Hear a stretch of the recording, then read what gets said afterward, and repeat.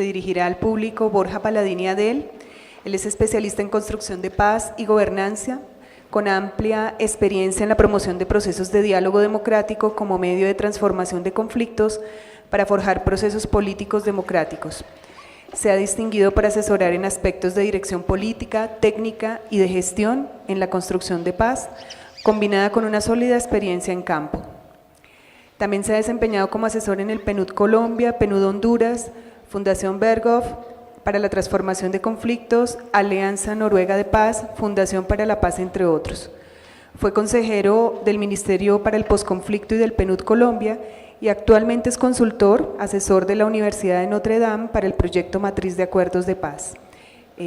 Borja, tienes 20 minutos para tu intervención. Queremos también anunciar a los participantes que nuestros monitores van a repartir hojitas para preguntas. Si ustedes tienen inquietudes que ya quieran hacer llegar a la mesa, los invitamos a que lo hagan. Buenos días a todas, a todos, buenos días a los miembros de la mesa, un gusto estar aquí con todos ustedes. Agradecer a la Universidad Nacional, al Programa de Iniciativas Universitarias para la Paz y la Convivencia de la Facultad de Ciencias Humanas, a de Justicia, a la Cooperación Suiza y a la Cooperación Sueca y a la Unidad de Restitución de Tierras por este evento tan pertinente e interesante. Hace 10 años, un grupo pequeño de personas de varias instituciones y bajo el liderazgo de la Universidad Nacional, nos juntamos para impulsar una reflexión crítica sobre prácticas humanitarias y de desarrollo en Colombia, que en poco tiempo también abordó las prácticas de construcción de paz en medio del conflicto. Este proceso surgió de un posicionamiento crítico que venía de la academia, pero también de practicantes reflexivos, que deseábamos juntar la acción en terreno, la intervención, con la autocrítica y el desarrollo de mejores prácticas para interactuar y acompañar con personas, organizaciones, territorios que sufrían la guerra y la violencia. Nos influyó mucho en ese momento el debate internacional sobre la acción sin daño y los enfoques de acción sensible a los contextos conflictivos, así como la necesidad de actuar e intervenir mejor desde una concepción de la intervención basada en el acompañamiento y no en la imposición. Hoy vemos con cierto orgullo que esta semilla se ha convertido en un frondoso bosque formado por ya un amplio número de personas formadas en Bogotá y en los territorios de Colombia a través de diplomados y especializaciones liderados por la universidad, un buen bagaje de publicaciones, recursos pedagógicos, casos de estudio, lineamientos, etcétera. Diversas instituciones como la Unidad de Restitución de Tierras que han hecho un esfuerzo para incluir este abordaje reflexivo y autocrítico en sus políticas, en sus programas, en sus metodologías de trabajo y en sus procesos de aprendizaje, gestión del cambio y del conocimiento, e incluso lograr que la reflexión sobre el cómo se deben mejorar las prácticas de paz humanitarias y de desarrollo sean ahora parte de instituciones del gobierno que están liderando el proceso de diálogo en La Habana y la planificación de la construcción de paz, como son, entre otras, el Alto Comisionado para la Paz, el Ministerio de Posconflicto, el DNP, entre otras. Me siento afortunado como testigo y partícipe de este proceso al poder apreciar que este abordaje crítico y reflexivo es parte hoy de la reflexión sobre cómo construir paz en Colombia, o cómo lograr procesos de restitución de tierras que no solo restituyen o compensen un daño causado, sino también, en la medida de lo posible, transformen una realidad de violencia, exclusión y abandono en otra de paz sostenible, o como hablamos ayer de restituir, como escuchábamos ayer de nuestra ponente de Chicago, de restituir la dignidad. Mi presencia en este evento no es como experto en la dimensión rural del desarrollo y la paz, en tierras o en procesos de restitución. Mi aporte viene más desde los estudios y las prácticas de la construcción de paz con larga experiencia en Colombia y en otros países. Llevo 12 años trabajando con comunidades, actores sociales, organizaciones de sociedad civil, gobiernos locales y departamentales y en los últimos 2 años también con el Gobierno Nacional. También estoy aquí desde la experiencia comparada internacional por mi trabajo que he realizado al desarrollar el concepto de infraestructuras de paz e implementación comparada de procesos de paz. En la actualidad, como mencionaba la profesora, estoy empezando con la Universidad de Notre Dame una iniciativa para diseñar una estrategia de seguimiento a la implementación del Acuerdo de Paz inspirada no solo entre los eventos de implementación, sino sobre todo desde una lectura comparada con más de 35 acuerdos de paz que la Universidad de Notre Dame ha venido siguiendo en su implementación en los últimos 10 años. En relación con las preguntas que nos hicieron a los panelistas, alrededor de la paz territorial quiero decir lo siguiente. Me parece fundamental que alrededor del concepto de paz territorial se haya logrado sintetizar muchas de las demandas históricas de los colombianos que más han sufrido la guerra, hombres y mujeres, campesinos, indígenas, comunidades negras, entre otros, que históricamente han demandado ser reconocidos y ser parte fundamental de los procesos de cambio que definan el futuro de Colombia. La paz territorial no es más que lograr que la paz se construya y defina desde las demandas y las agendas de los territorios, con, desde y para los territorios, y con la participación directa y transformadora de sus pobladores. El mérito del concepto de paz territorial es que reconoce esta exigencia histórica de muchos colombianos, incluidas las víctimas del conflicto, que reclaman ser parte de la solución y no solo una de las expresiones del problema del conflicto armado del país. Paz territorial sintetiza de forma muy virtuosa algunas cosas que ya existían. En medio de la guerra, de los discursos belicistas, estigmatizadores, de la demonización y deshumanización del otro, había y hay personas, organizaciones e instituciones que no se dejaron llevar por las pasiones guerreras y que mostraron que incluso en las peores condiciones se podía resistir y desarrollar alternativas de paz y no violencia. Algún día, espero que pronto, deberemos rendir tributo a estos procesos de construcción de paz en medio de la guerra, considerando que hasta ahora, desafortunadamente, hemos rendido tributo a los actores de la violencia y que la guerra y la paz se ha explicado sobre todo desde los victimarios y los que lideran la violencia. No solo hay que ver la prensa que nos muestra continuamente a los protagonistas de la guerra y sus relatos, quiénes son los comandantes de un actor o de otro, quiénes son los jefes, cuáles son sus hazañas, cómo las justifican, cuáles son sus acciones, cómo se les rinde pleitesía como héroes de la paz, ya sea en el Parlamento o ya sea en La Habana. Solo recientemente, afortunadamente, empezamos a tener relatos de las víctimas, gracias, entre otros, al trabajo de la Comisión Nacional de Memoria Histórica, los cuales se tienen que desarrollar más. Pero aún faltan los relatos y los protagonistas de la resistencia y la construcción de paz en medio de la guerra, los cuales son fundamentales para aprender a construir paz tras la firma de los acuerdos con las guerrillas y otros acuerdos que se puedan llegar. Estas experiencias de construcción de paz en medio de la guerra fueron capaces de resistir la violencia y proteger a las personas de la misma en todos los contextos de conflicto. Entre otras cosas, no es una lista que incluye todos, solo algunos elementos, crearon iniciativas que fueron capaces de crear las principales bases de datos de violaciones de derechos humanos o de desplazamiento y que fueron base de los registros oficiales que hoy son y serán fundamentales para la Comisión de la Verdad que viene en el marco de justicia transicional que se define en La Habana. Iniciativas que fueron capaces, incluso en los momentos más oscuros y tenebrosos de la guerra, mantener una luz de esperanza, mantener la luz de la esperanza prendida, contrarrestando los discursos más cerrados y excluyentes y mostrando que las alternativas eran posibles, que la paz, la no violencia y los derechos humanos eran apuestas necesarias para Colombia, incluso para lograr transformar aquellos temas que los armados mencionaban en sus discursos para justificar su violencia. Ayer una de las ponentes nos presentaba el caso de la Asociación de Desarrollo Campesino de La Cocha, en Nariño, y ellos llevan 30 años haciendo construcción de paz en medio del conflicto con un discurso desde la sostenibilidad que hace 30 años nadie utilizaba ese concepto. Ellos venían haciéndolo desde sus prácticas locales, desde su entender, desde su conocimiento, de su saber propio, etcétera, etcétera. Iniciativas que en medio de la guerra fueron capaces de socializar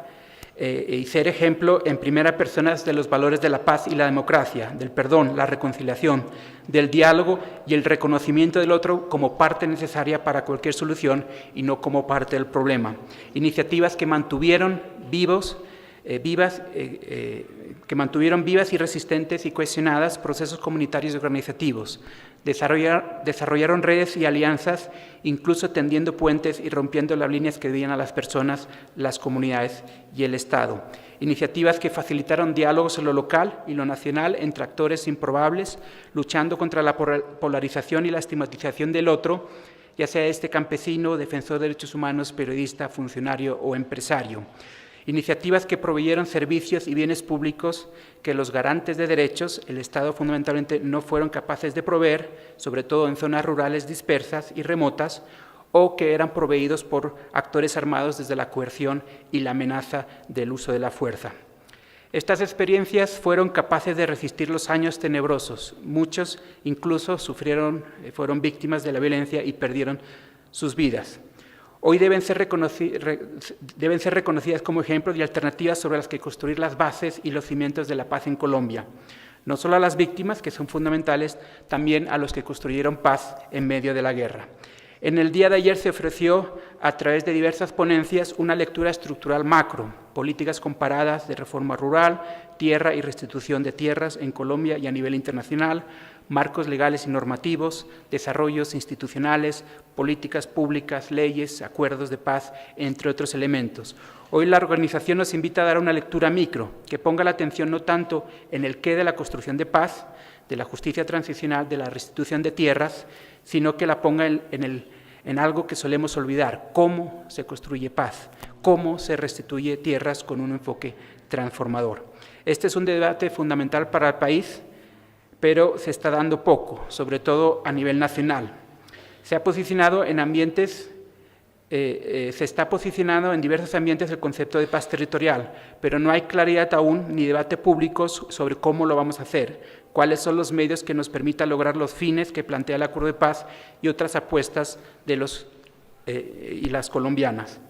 Ayer vimos que es necesario e importante lograr un proceso de restitución de tierras que sea duradero, sostenible y transformador, que distribuya el poder y genere más equidad en el país. Un proceso de restitución de tierras que logre no solo restituir y compensar los bienes despojados, sino también aportar a la construcción de paz territorial, la cohesión territorial, la reconciliación, la restauración de la dignidad. ¿Cómo se hace esto desde los territorios?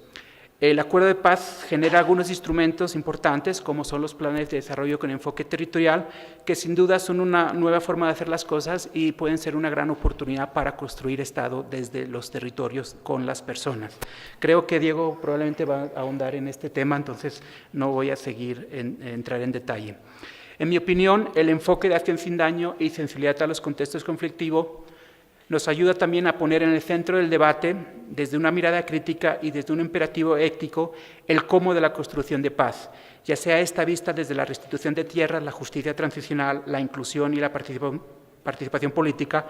o cualquiera de los otros grandes puntos de la agenda colombiana posacuerdo de paz u otros temas importantes de la agenda del país para los próximos 20 años.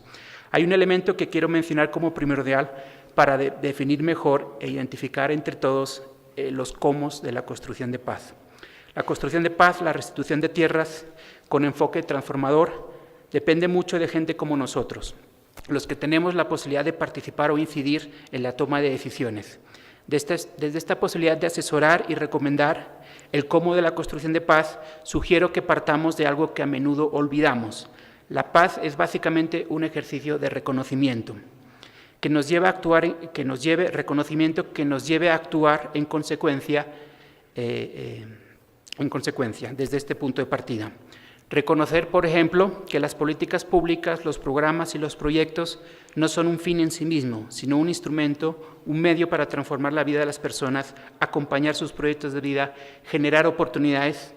para que todos y todas puedan ser dueños de sus propios destinos individuales o colectivos. Reconocer, por ejemplo, que las personas, las comunidades, los territorios que vamos a acompañar desde las prácticas de política pública tienen ya propuestas, agendas, demandas, agencia, instituciones propias, usos y costumbres que hay que reconocer, tener en cuenta y construir sobre las mismas. Reconocer que las personas no son ciegas, sordas y mudas.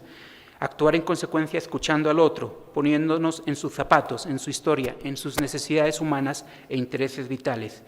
y que el éxito de nuestro trabajo como constructores de paz dependerá sobre todo de la capacidad de construir conjuntamente y desde abajo estas políticas públicas. Reconocer, por lo tanto, que el contexto donde vamos a trabajar es importante, y no solo nuestra política, nuestro programa o nuestro mandato. No podemos calzar a todo el mundo con el mismo zapato.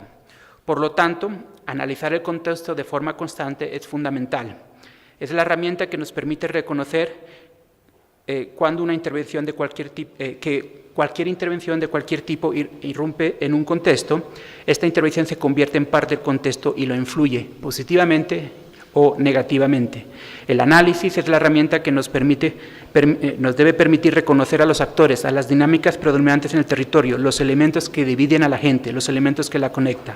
El análisis de contexto es la herramienta que nos debe ayudar a diseñar mejores intervenciones que no exacerben las tensiones existentes o dividan a la gente al ponerla a competir por recursos o por proyectos contradictorios,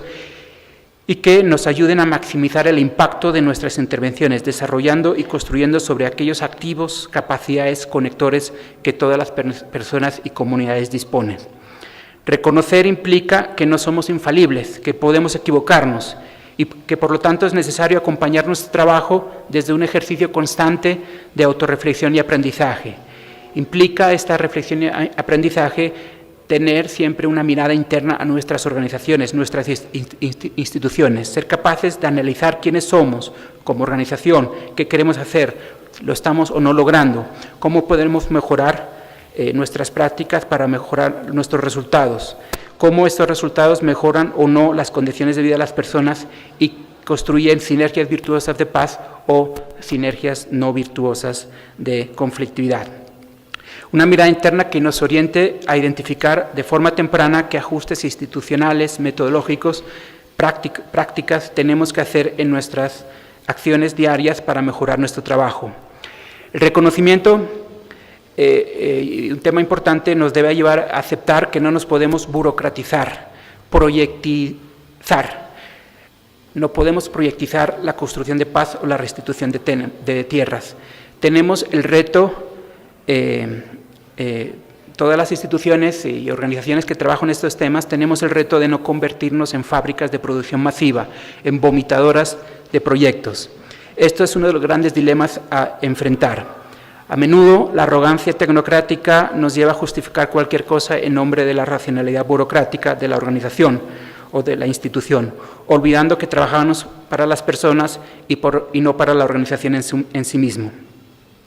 Utilizando de nuevo una metáfora inspirada en el vestir, es necesario que nos pensemos como sastres que son capaces de hacer trajes a la medida para cada persona o comunidad partícipe y beneficiaria de nuestra intervención. Puede haber unos patrones comunes, unas políticas para cada traje, pero su realización final depende del contexto, de la realidad territorial, de la gente, de sus aspiraciones. Reconocer implica también que la participación debe ser transformadora e inclusiva, y que esta no es una prerrogativa de nuestra institución u organización, sino un derecho de las personas, y que además es el mejor medio para generar las condiciones que nos permitan intervenciones con valor agregado, con legitimidad, que reconstruyan la legitimidad del Estado, de las organizaciones, en un marco de confianza con las comunidades, construcción conjunta de paz y respeto a sus aspiraciones y propuestas. Perfecto. Reconocer también que el territorio es una unidad de análisis fundamental. Tiene vida, es un sistema complejo, rico, orgánico, que no se puede transformar con intervenciones lineales, con proyectos aislados y puntuales, que los territorios requieren un acompañamiento sostenido que reconozca la complejidad del mismo y la necesidad de hacer cambios incrementales en este sistema complejo que no son viables, como decíamos, desde, como dicen en inglés, one fits all, una acción, la misma acción para todo el mundo. Necesitamos que no son viables a través de intervenciones aisladas y descontextualizadas, sino a través de un acompañamiento sostenido en el tiempo que camina junto a las personas, que apoya a los liderazgos locales, sobre todo los más transformadores y constructivos, que identifica y valora y refuerza prácticas de gobernanza y buen gobierno desde lo local, prioriza instituciones y organizaciones que le apuestan al bien común, al interés colectivo, al desarrollo de alianzas y plataformas de cambio y transformación, a la consolidación de visiones de futuro basadas en conceptos de paz positiva, de buen vivir, de sostenibilidad, la que se puedan acordar con las comunidades. Reconocer, por el otro lado, que los territorios son por definición espacios de conflictividad, que la conflictividad es inevitable. Los territorios están formados por múltiples intereses, apetitos, a menudo legítimos, en otro caso no tan legítimos, que crean conflictos. Y que el fin del conflicto armado va a abrir la conflictividad, no nos podemos escapar de ella, y que es necesario desarrollar capacidades para prevenir la violencia y fortalecer los mecanismos existentes de gestión no violenta de los conflictos. Afortunadamente, este cambio se está dando lentamente en Colombia. Solo a modo de ejemplo, el Plan Nacional de Desarrollo, en el artículo, creo que es el 126, no recuerdo, crea por primera vez en Colombia un Sistema Nacional de Prevención de la Violencia y Gestión Democrática de los Conflictos, que en estos momentos se está desarrollando y que buscará que la conflictividad existan mejores mecanismos para enfrentarlas de forma no violenta a través del consenso, la construcción, el diálogo, y no a través de las vías de hecho o enviar el SMAT a la primera de cambio. Reconocer, por último, que un abordaje constructivo y relacional de los conflictos nos obliga a fortalecer el diálogo como principal instrumento de concertación y resolución de conflictos. 2 minutos, Olga. En el diálogo es un ejercicio que reconoce al otro. El diálogo nos obliga a no partir de la demonización y la estigmatización, sino del reconocimiento de la condición humana de la contraparte. El diálogo es necesario que sea continuo, sostenido y transformador, es fundamental. Es una cultura que tenemos que desarrollar en Colombia, en donde no somos tan buenos para debatir, pero muy malos para dialogar. En el diálogo la meta es comprender diferentes perspectivas y aprender de ellas, y no solo ganar al otro a través del debate, la carreta o el lenguaje críptico e inaccesible de la tecnocracia. El diálogo nos obliga a aprender del otro, no solo a afirmar nuestro punto de vista desacreditando constantemente el de las demás personas. El diálogo nos invita a escucharnos, a escuchar al otro, para comprender cómo sus experiencias, su contexto, sus formas de hacer y sus convicciones, cómo su realidad son válidas, cómo construyen su mirada, su lectura de la realidad. Y no solo escuchar al otro esperando encontrar fallas o contradicciones en sus argumentos, criticando la posición de los demás como tergiversada o inválida. El diálogo como cultura nos obliga a tener una disposición y una apertura a expandir la comprensión de asuntos complejos. Es un proceso de cooperación que nos ayuda a construir un entendimiento común de una realidad con otros para encontrar entre todos mejores soluciones a problemas colectivos. El diálogo no es un ejercicio en donde tenemos claro que nada hará cambiar nuestro punto de vista y solo buscamos confirmar que el otro estaba equivocado. Ya para terminar, desde el reconocimiento se puede lograr un enfoque transformador de construcción de paz que podemos aplicar para cualquiera de las prácticas alrededor de la construcción de paz, entre ellas la restitución de tierras. Una acción sin daño y sensible a los contextos conflictivos que tiene impactos en el bien común, en el desarrollo de intereses colectivos, en la consolidación de una paz sostenible. Con esto se puede lograr una paz basada en la confianza entre la sociedad y el Estado y la legitimidad mutua que debe definir el contrato social que le dé sentido a una nueva Colombia como Estado. Muchas gracias.